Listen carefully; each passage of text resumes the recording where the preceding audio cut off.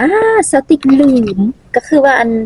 กองถ่ายรูปตัวนี้นะมันบรรจุมันเฮ็ดคลิปวิดีโอยาวบ่ได้ต้องเฮ็ดคลิปวิดีโอสั้นๆสมพอมันไฟดับแต่สติ๊กหมักมันน้อยแล้วมันน่าหักอะสินะพวกซื้อมาหาสติ๊กถามมาจากใดอันนี้เป็นของขวัญคริสต์มาสเพิ่นละซื้อมาให้ก่อนก็ซื้อมาก็เอาเพราะว่าสติ๊กก็คือว่าแหละสิจกเงินตัวเองน่ะมันเสียดายซื้อประมาณ80ก็เลยเสียดายไงเพราะว่าเงิน80 ยูโรซื้ออาหารมันก็หลายเติบเลยทุกคนไปหาอาหารฟองเสียก็ได้หลายแล้วสินะสติ๊กก็เลยคิดจังซี่มักเผ็ดนี่คาดบ่ได้เว้าแล้วก็ยากมื้อนี้สิกินหยังนะทุกคนสติ๊กสิพาทุกคนไปเบิ่งองุ่นนะเสียดายมันแห้งมันตายจังซี่เห็นบ่อันนี้เป็นอันกองธรรมศาสตร์เด้ทุกคนธรรมดาหน้าสติ๊กเป็นอันนี้เป็นผิวสีแทนพุ่นน่ะงามผิวสีแทนฝรั่งอิจฉาโอ้สติ๊กเฮ็ดมาองุ่นน้อยนึงเดี๋ยวสิถ่ายทุกคนบอก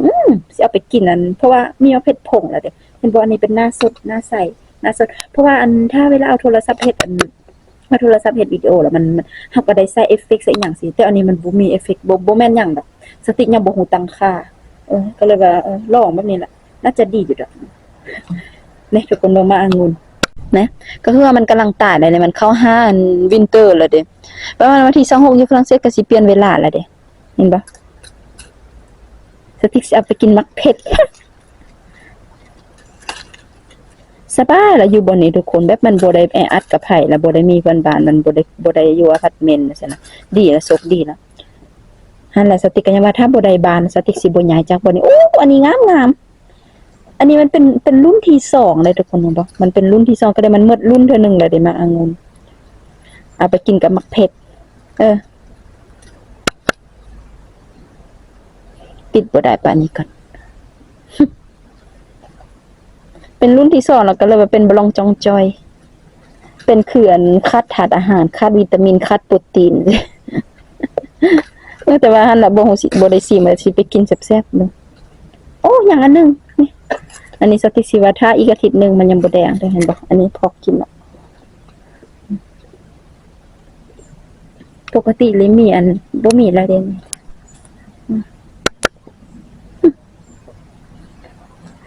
มันตายมันเห็นบ่ทุกคนเห็นเดิน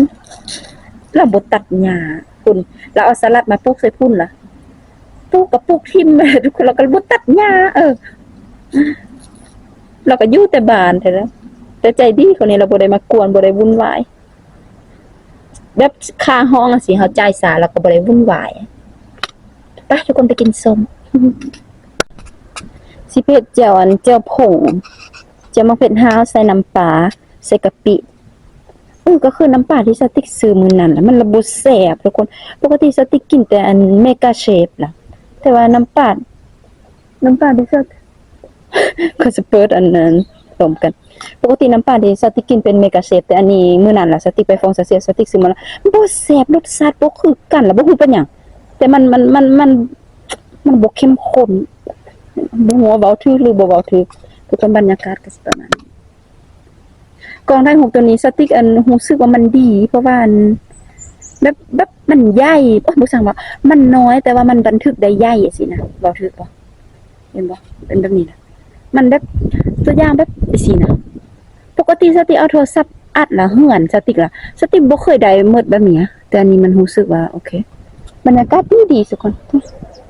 ไปกินส้มดีกว่า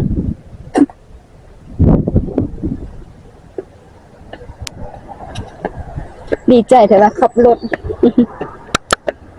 มื้อเช้าสติ๊กกวนคนนึงทุกคนมีคนแก่ขับรถแล้วสติ๊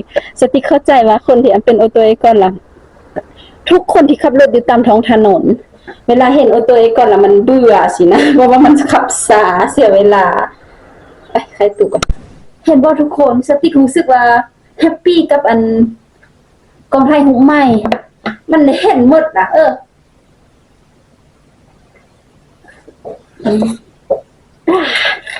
ถ้าแหละทุกคนไปเรียนขับรถมาละดีใจตอนนี้สติ๊กเกอร์ซีอันมกมุ่นเธอกับเหียนอันคำถามเหียนตอบคำถามเกี่ยมตอบคำถาม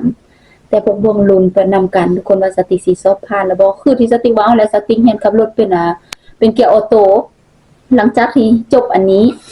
หลังจากที่เรียนอันนี้แล้วไปผ่านซอบซิงผ่านได้ใบกับพี่แล้วสติกก็สิไปลงเรียน7ชั่วโมงเขาจะเอิ้นว่าCenter Formation Manuel ก็คือแม่นบ่แม่นอันนั้นทึกบ่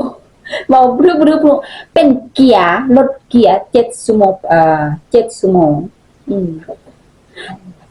ทุกคนสติกสิกินอันนี้แต่ว่าทุกคนเป็นคือสติกบ่ก่อนสิกินยังสติกบ่มักล่ะเบิ่งล่ะสติกซักเครื่องแต่สติกยังบ่ได้พับเครื่องใส่ตู้เทื่อแล้วว่าปานนี้อยากกินข้าวแต่ว่าแบบมันกินบ่ลงว่าซี่นะต้องได้เฮ็ดอันนั้นอันนี้ก่อนจังซี่บ่ฮู้หรือว่าแบบพวกสติกแล้วว่าสติกเป็นคนแบบพิลึกพิโลกไอ้บ่ต้องเป็นคนแบบสติกเป็นคนหยังวะมีกฎระเบียบเหลือเกินตัวสติกเราสติกบ่รอสิกินมาเมียนเหือกสิมากินโชว์ทุกคน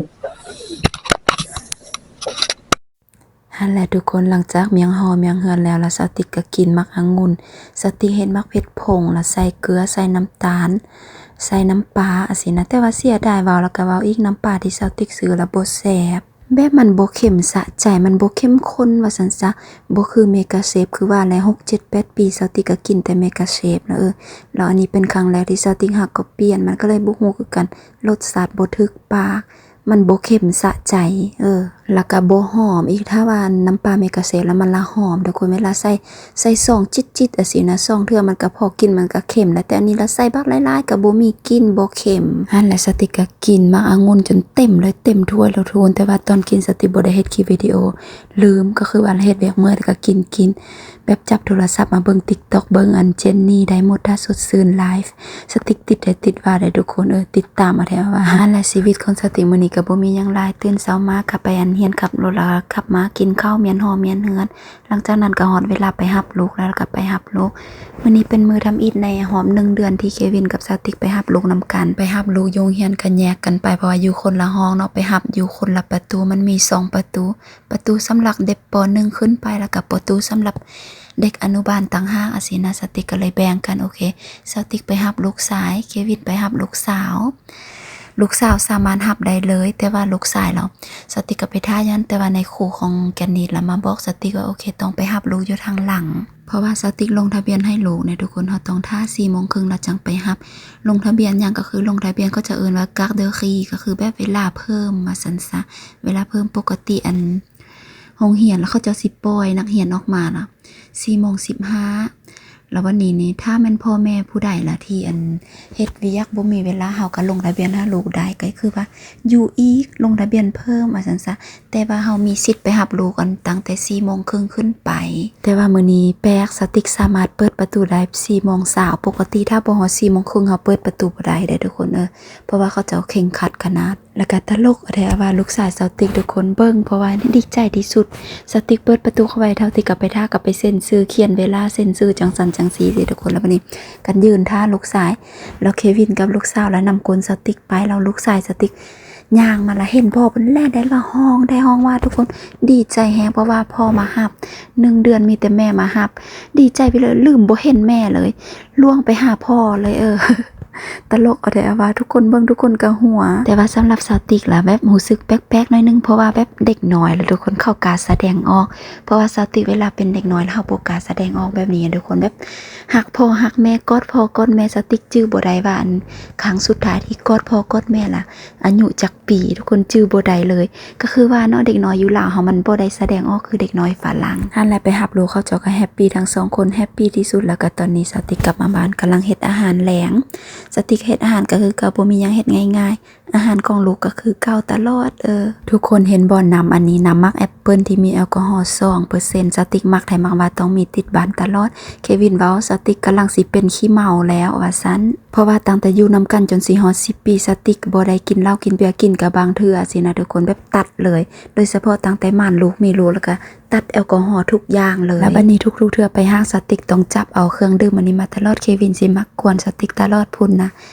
คาดบ่ได้แล้วเนาะบัดนี้สิเราสิมักกวนแล้วสติ๊กก็มักเว้าตลอดบ่ลืมมาก่อนค่อยสิเจอจะค่อยเคยเป็นคนที่กินเบียร์เก่งที่สุดมาก่อนสิสติ๊กเว้าเพราะว่าชีวิตช่วงวัยรุ่นของสติ๊กก็ถือว่าแฮปปี้สุดขีดสิทุกคนเสียหวังม.5 ม.6 ม.7 สิสติ๊กกินเบียร์บ่เก่งๆเนาะบางทีหมู่มาลิ้นนำหน้าบ้านสิเฮาก็ซื้อเบียร์มาเย็นกินติดขนาดแล้วก็รู้สึกว่าช่วงนั้นแซ่บเบียร์ ซุมื้อนี้สติกหาก็กลับมากินแอลกอฮอล์แต่ก็เป็นแอลกอฮอล์ในลักษณะแบบอันน้ำมักไหมอะสินะแต่ก็ถือว่าบ่หลายๆ